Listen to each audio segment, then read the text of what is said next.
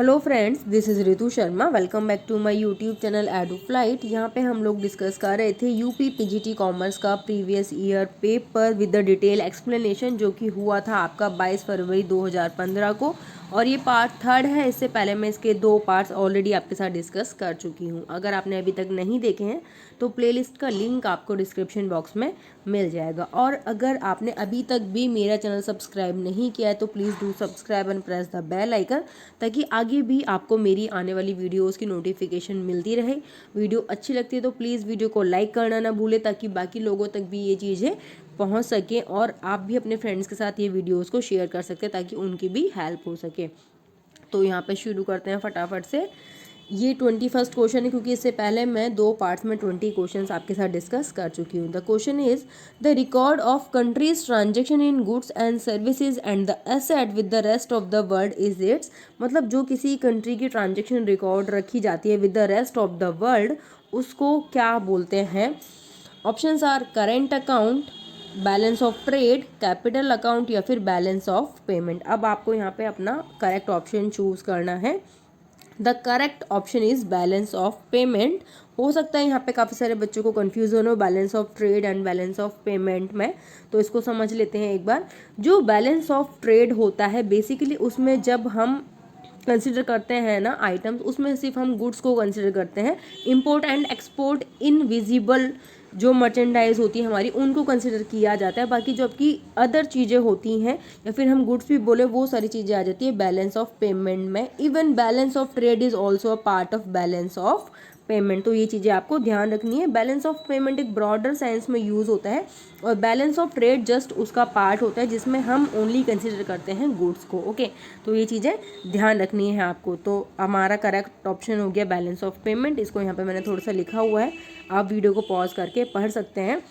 The important thing is balance of trade में हम सिर्फ विजिबल्स को ही इंक्लूड करते हैं, मतलब कि गुड्स को, और बैलेंस ऑफ पेमेंट में विजिबल एंड इनविजिबल यानी कि गुड्स एंड सर्विसेज दोनों को ही इंक्लूड करते हैं।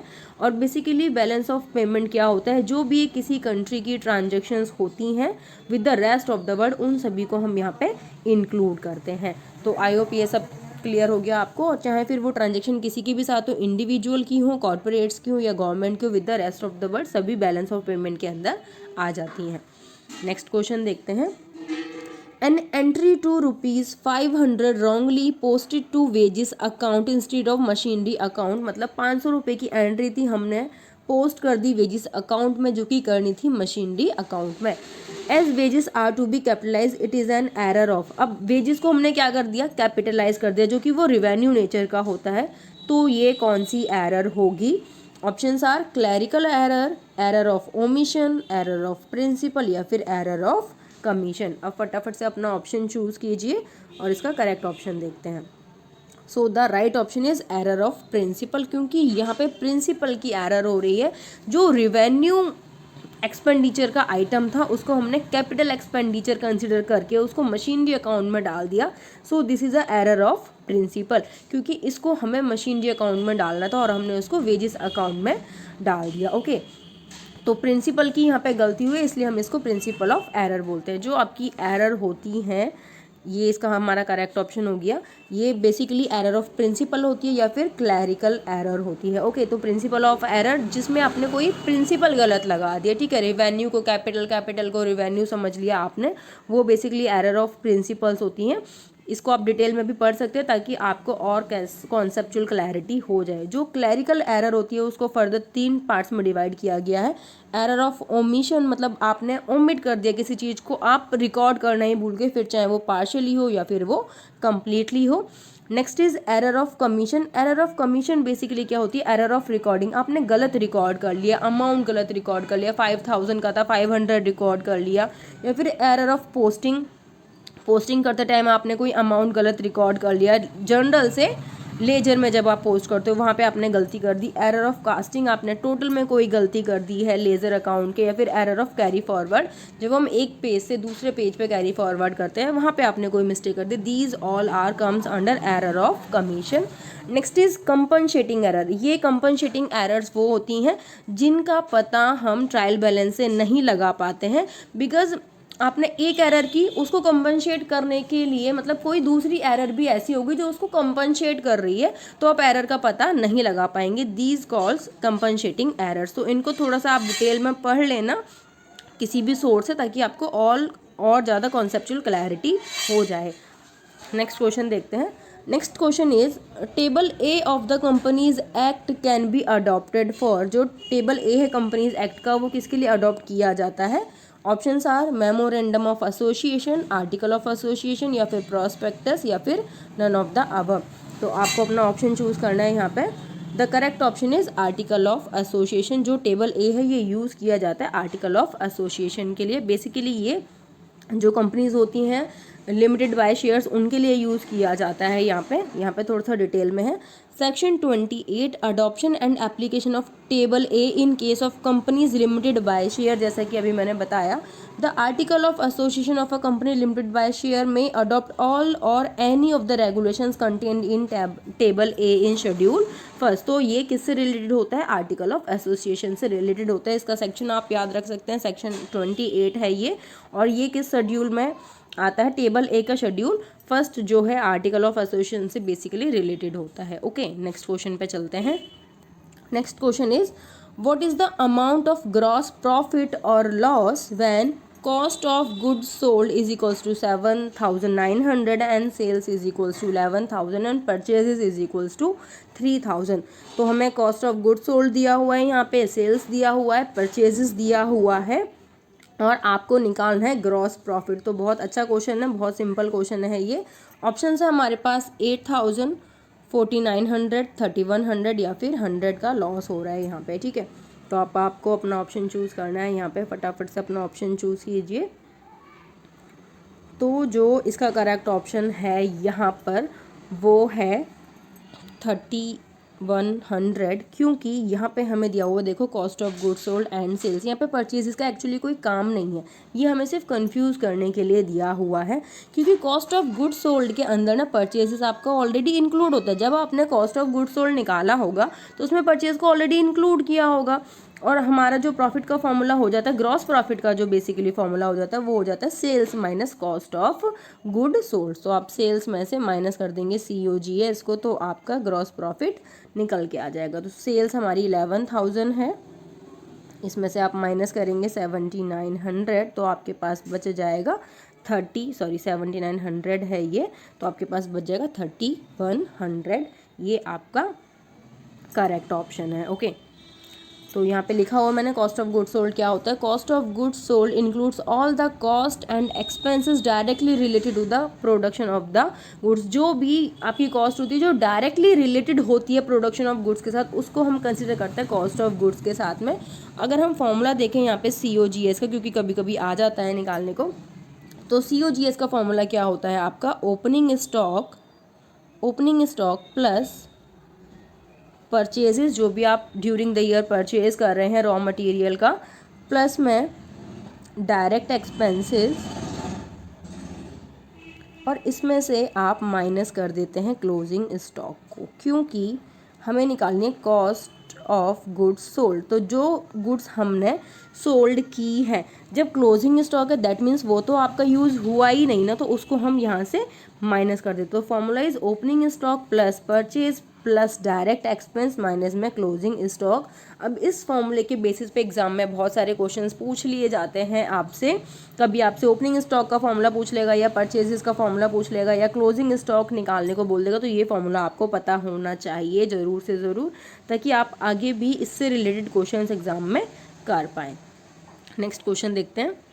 Next question is X Limited forfeited 30 shares of ₹10 each fully called up for the non payment of the allotment of money ₹3 per share and call money of 4 per share। इसका कहने का मतलब क्या है कि 30 शेयर्स इन्होंने फोरफिटेड किए, जिसके लिए पूरा जो 10 अमाउंट था, जो 10 रुपये का शेयर था, पूरा ही फुली कॉल्ड अप था, वो सारे पैसे कॉल कर लिए गए थे। लेकिन जो भी ये 30 शेयर्स का होल्डर था, इसने ना तो अलॉटमेंट की मनी पे की है जो कि 3 पर शेयर थी, और ना ही जो आपकी कॉल है वो 4 पर शेयर थी, वो भी पे नहीं की है। This shares are reissued for ₹8 पर फुली पेड अप। ये जो शेयर्स हैं फुली पेड अप मान के, यानी कि 10 रुपये का ही मान के इन्होंने 8 रुपये का इस शेयर को इशू कर दिया। What is the amount to be transfer to the capital reserve. अब कैपिटल रिजर्व में कितना अमाउंट जाएगा, तो इसको फटाफट से कैलकुलेट करें आप यहाँ पे, और फिर देखते हैं इसका आंसर क्या होगा। सॉरी। तो देखो यहाँ पे इसका करेक्ट ऑप्शन कैसे निकालेंगे आप। अब यहाँ पे देखो 30 शेयर इन्होंने फोरफिट किए, जिस पे अमाउंट आ कितना गया था, 3 रुपये आए थे, क्योंकि देखो 10 रुपये का शेयर है, 3 रुपये आने थे अलॉटमेंट पे जो कि नहीं आए, 4 रुपये आने थे कॉल पे जो कि नहीं आए, यानी कि 7 रुपीज़ तो अभी तक आए ही नहीं है इस शेयर पे, तभी इसको फोरफिट किया गया है। ठीक है, तो जो कॉल इन एरियर है आपका, जो एरियर है वो कितना है, 7 रुपीज़ है। ठीक है, पर शेयर का बता रही हूँ मैं यहाँ पे, पर शेयर का 7 रुपीज़ आपका कॉल इन एयर है। तो आपने फोरफिट कितना किया, फोरफिट कौन सा अमाउंट होता है, जो आ चुका होता है शेयर्स के ऊपर। ठीक है, तो फोरफिट कितना किया आपने यहाँ पे, 3 पर शेयर आपने फोरफिट किया। अब जो फोरफिट अमाउंट होता है उसमें से कैपिटल रिजर्व में कितना अमाउंट जाता है, इसको समझते हैं हम थोड़ा सा। यहाँ पे देखो 10 रुपये का शेयर था, क्योंकि यहाँ पे फुली पेड अप बोला है, 10 रुपये का शेयर ये 8 रुपये में इशू कर रहा है, यानी कि 2 रुपये का ये डिस्काउंट दे रहा है। तो जितना आपने फोरफिट किया होता है ना, उसमें से आप डिस्काउंट वाला अमाउंट माइनस कर दो, तो 3 में से 2 जाएगा, यानी कि आपका जो कैपिटल रिजर्व में अमाउंट जाएगा वो जाएगा 1 पर शेयर। तो 30 शेयर्स थे और उस पर जो कैपिटल रिजर्व में जाने वाला अमाउंट है वो कितना है, 1 पर शेयर है। दैट मीन्स हमारा जो कैपिटल रिजर्व में अमाउंट ट्रांसफर होगा वो 30। सो हमारा करेक्ट ऑप्शन हो गया यहाँ पे ₹30 is to be transfer to be capital reserve account. इसको थोड़ा सा और समझ लेते हैं, इसकी जनरल एंट्री भी समझ लेते हैं यहाँ पे। ठीक है, देखो इसने क्या बोला कि 30 शेयर फोरफिट किए, जिसमें से कि 3 रुपये नहीं आए अलॉटमेंट पे और 4 रुपये नहीं आए कॉल पर, जिसमें 3 रुपये इनके रिसीव हो चुके हैं, इसका मतलब ये है। ठीक है, तो जब आप रिवर्स एंट्री करते हैं इसकी, तो आप क्या करते हो, जो शेयर कैपिटल होती है कॉल्ड अप, उसको आप डेबिट कर देते हो, राइट। तो शेयर कैपिटल डेबिट कितने रुपए से, 30 शेयर है और 10 का ईच है, यानी कि 300 से हमारी शेयर कैपिटल यहाँ पे डेबिट होगी, राइट। और यहाँ पे हम क्रेडिट किसको करेंगे, टू फोरफीचर अकाउंट, क्योंकि आप फोरफिट कर रहे हो यहाँ पे, इसको समझ लेना, मैं शॉर्ट में लिख रही हूँ। फोरफीचर अकाउंट कितने रुपए से, कितना रुपया हम फोरफिट कर रहे हैं 30 शेयर पे, 3 पर शेयर हम फोरफिट कर रहे हैं। दैट मीन्स यहाँ पे हमारा क्रेडिट में कितना आ जाएगा, फोरफीचर में 90। ओके, एंड 2 जो पैसा नहीं आया, call in arrear, right, call in arrear account कितना आ जाएगा, ये यहाँ पे आपका 7 रुपीज़ हमारा नहीं आया अभी तक, 3 रुपये अलॉटमेंट पे और 4 रुपये आपके कॉल पर नहीं आए। तो 30 को 7 से मल्टीप्लाई करेंगे आप, तो ये आ जाएगा 210। तो यहाँ पे देखो ये भी 300 हो गया और ये भी टोटल 300 हो गया। ओके, अब नेक्स्ट एंट्री क्या होती है, जब आप री इशू कर रहे हो इन फोरफिटेड शेयर्स को, तो जब री इशू करोगे आप तो पैसा आएगा, तो बैंक अकाउंट को आपको सबसे पहले डेबिट करना होगा। ये सेकेंड एंट्री हो रही है, बैंक अकाउंट डेबिट। कितने रुपए आ रहे हैं, इसने बोला कि 10 रुपये का शेयर मान के, हम फुली पेड अप मान के उसको 8 रुपये का इशू कर रहे हैं, तो 30 शेयर ही पूरा इशू कर रहा है ये, तो 30 को 8 से आप मल्टीप्लाई करोगे तो बैंक अकाउंट कितने से डेबिट हो जाएगा, 240 से ये डेबिट हो जाएगा। ओके, अब यहाँ पे बात आती है कि 2 रुपये का डिस्काउंट दिया जा रहा है, क्योंकि 10 का शेयर था और 8 में री इशू हो रहा है, तो जो यहाँ पे डिस्काउंट वाला होता है ना, तो उसको हम डिस्काउंट ना बोल के शेयर फोरफीचर से ही एडजस्ट करते हैं, क्योंकि यहाँ पे ये हमने फोरफिट किया था ना यहाँ पे हमें ये, तो इसी से हमें उस डिस्काउंट को एडजस्ट करना होता है, उस लॉस को एडजस्ट करना होता है actually.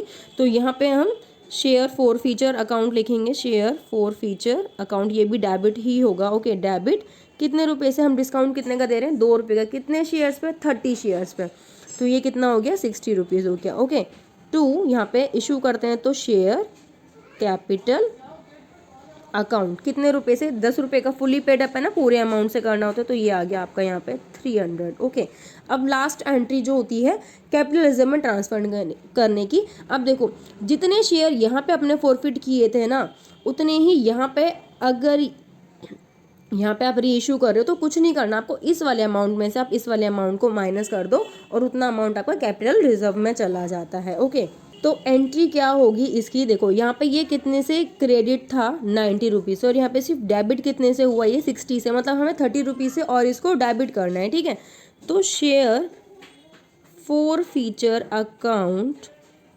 Debit to capital reserve, इसको थोड़ा सा समझ लेना यहाँ, कैपिटल रिजर्व, और ये अमाउंट आ गया यहाँ पे आपका 90 था, यहाँ पे 60 हम ऑलरेडी डेबिट कर चुके, तो कितना बचा 30 रुपीज़ हमारा यहाँ पे बच गया और ये हमारी करेक्ट एंट्री हो जाएगी और हमारा जो अमाउंट है वो 30 रुपीज़ हो गया। अगर आगे भी कभी एग्जाम में ऐसा क्वेश्चन आता है तो चीज़ ध्यान रखना, जितने शेयर हम रीइश्यू करते हैं सिर्फ कैपिटल रिजर्व का अमाउंट भी उतने शेयर्स पे इंक्लूड किया जाता है। ये नहीं कि यहाँ पे आपने 50 शेयर फॉरफिट करे और आपने उसका अमाउंट देख लिया और यहाँ पे आप सिर्फ 30 शेयर्स इशू कर रहे हो और आप उसका अमाउंट देख रहे हो और डिफरेंस निकालो, नहीं, वो गलत हो जाएगा। फिर उस केस में आपको 30 शेयर्स का ही देखना पड़ेगा कि इतना फॉरफीचर अकाउंट हुआ था और आपने कितना डेबिट कर दिया यहाँ पे। तो उसको थोड़ा सा रिवाइज़ कर लेना, अगर आपको रिवाइज़ नहीं है तो। जितना मैं समझा सकती थी मैंने पूरी कोशिश की है यहाँ पे आपको क्लियर करने की, बस ये थोड़ा सा राइटिंग का प्रॉब्लम है यहाँ पे। देखते हैं इसको भी, नेक्स्ट क्वेश्चन देखते हैं। Who is called the father of economics, किसको फादर ऑफ इकोनॉमिक्स कहा जाता है? Options are J.M. केन्स, मॉल्थर्स, या फिर रिकार्डो, या फिर एडम स्मिथ। तो फटाफट से अपना आंसर चूज कीजिए। The correct option is Adam Smith, क्योंकि एडम स्मिथ को ही फादर ऑफ मॉडर्न इकोनॉमिक्स कहा जाता है। ठीक है, यहाँ पे लिखा हुआ है Adam Smith was an 18th century Scottish economist, philosopher and the author, and is considered the father of the modern economics. Smith is the most famous for his book जो कि इन्होंने 1776 में दी थी, द वेल्थ ऑफ नेशंस। तो ये नाम भी कभी कभी आपसे एग्जाम में पूछ लिया जाता है कि जो एडम स्मिथ की बुक है या फिर ये जो बुक है द वेल्थ ऑफ नेशन, ये किसने लिखी है, आपको मैच द कॉलम में ये पूछ लिया जाता है। तो ये चीज़ें भी आपको ध्यान रखनी है। एक और क्वेश्चन इसी से रिलेटेड है कि फादर ऑफ अकाउंटिंग या फिर फादर ऑफ बुक कीपिंग किसको कहा जाता है? ये कहा जाता है लूका पैकिलियो को। तो ये चीज़ें भी आपको ध्यान में रखनी, क्योंकि ये मोस्ट फ्रिक्वेंटली आस्क्ड क्वेश्चन है, तो ये चीज़ें ध्यान रखना। ठीक है, नेक्स्ट क्वेश्चन देखते हैं। In case of inferior goods the income elasticity of demand is, inferior goods के केस में इनकम इलास्टिसिटी ऑफ डिमांड कैसी होती है? ऑप्शंस आर पॉजिटिव होती है, ज़ीरो होती है, नेगेटिव होती है, या फिर इनफाइनाइट होती है। तो फटाफट से अपना ऑप्शन चूज करो। तो यहाँ पे इसका जो करेक्ट ऑप्शन होगा ये हो जाएगा, जो इन्फीरियर गुड्स के लिए इनकम इलास्टिसिटी होती है वो होती है नेगेटिव। तो हमारा ये करेक्ट ऑप्शन हो गया। इसको थोड़ा सा समझ लेते हैं एक चार्ट की हेल्प से। इसको देखो, यहाँ पे मैं यहाँ पे लिख रही हूँ टाइप ऑफ गुड्स। ठीक है, टाइप का मतलब है यहाँ पे टाइप ऑफ गुड्स, और यहाँ पे मैं लिख रही हूँ कि आपका प्राइस इफेक्ट। दो चीज़ें होती है ना हमारी, प्राइस इफेक्ट और income effect. Okay, this is income effect. Okay, तो टाइप ऑफ गुड्स में हम ले रहे हैं यहाँ पे सबसे पहले नॉर्मल गुड्स, और जो क्वेश्चन में हमसे पूछा गया है इन्फीरियर गुड। ओके, तो हम सबको पता है नॉर्मल गुड में हमारा प्राइस इफेक्ट क्या होता है या प्राइस इलास्टिसिटी क्या होती है, नेगेटिव होती है। क्योंकि नॉर्मल गुड्स के केस में जब प्राइस इंक्रीज होता है तो डिमांड कम हो जाती है, और जब प्राइस डिक्रीज होता है तो डिमांड बढ़ जाती है। दैट मीन्स हमें यहाँ से सिर्फ एक चीज़ याद रखनी है कि नॉर्मल गुड्स के केस में प्राइस इफेक्ट क्या होता है, नेगेटिव होता है। क्या होता है? नेगेटिव होता है। ठीक है, क्योंकि प्राइस इफेक्ट नेगेटिव होता है तो आप ये चीज़ याद रख सकते हैं यहाँ पे कि जो आपका नॉर्मल गुड्स के केस में इनकम इफेक्ट होगा ये क्या होगा, पॉजिटिव होगा। ठीक है, पॉजिटिव क्यों है? जब नॉर्मल गुड्स के केस में जब कंज्यूमर की इनकम बढ़ती है या हम बोले रियल इनकम बढ़ती है तो वो उस गुड्स को ज़्यादा परचेज करना चाहता है, और जब रियल इनकम कम होती है तो वो उस गुड को कम परचेज करना चाहता है in the case of normal good. अब बात करते हैं इन्फीरियर गुड्स की, तो वो जस्ट इसका अपोजिट होता है। इन्फीरियर गुड के केस में जो प्राइस इफेक्ट होता है वो पॉजिटिव होता है।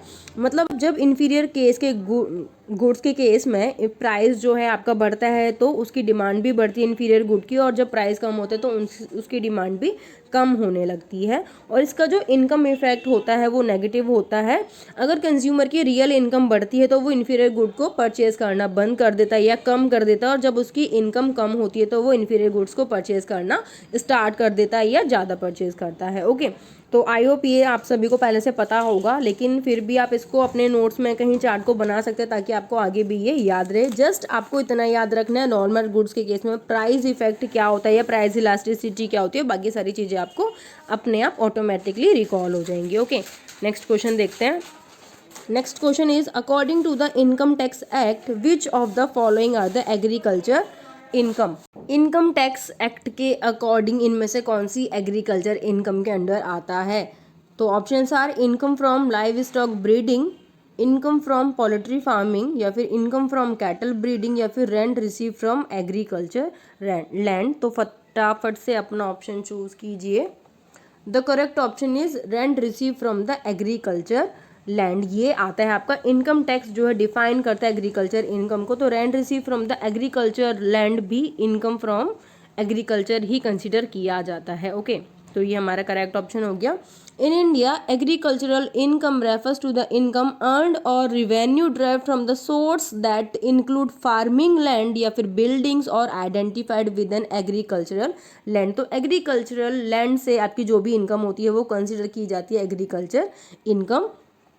And the commercial produce from a horticulture land, या फिर हॉर्टिकल्चरल लैंड जो होता है आपके वेजिटेशन वगैरह होती है उससे भी कोई कमर्शियल प्रोड्यूस आप करते हैं तो उससे भी जो इनकम होगी उसको एग्रीकल्चर इनकम के अंदर ही इंक्लूड किया जाता है, कंसिडर किया जाता है। Agricultural income is defined under the section 21A of the income tax act 1961।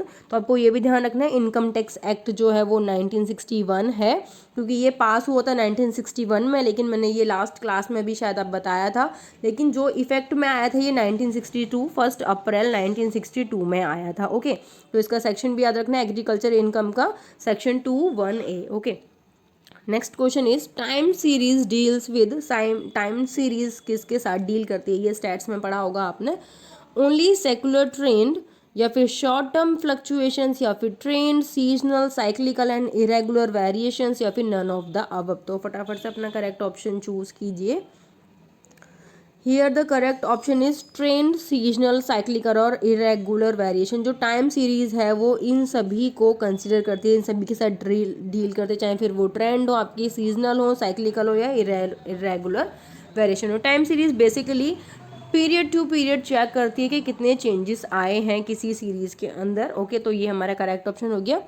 Time series analysis is a statistical technique that deals with the time series data और trend analysis. ठीक है, इसके साथ ये डील करता है टाइम सीरीज के साथ या फिर ट्रेंड एनालिसिस के साथ में।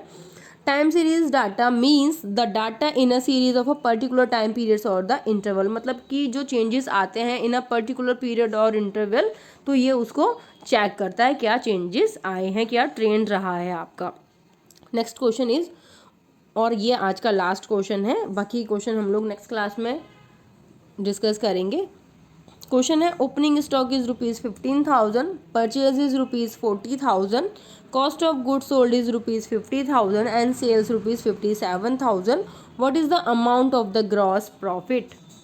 तो ये सेम क्वेश्चन हम इसी क्लास में डिस्कस कर चुके, तो आई होप आप लोगों को याद होगा और अब आप इसका करेक्ट ऑप्शन चूज कर पाएंगे।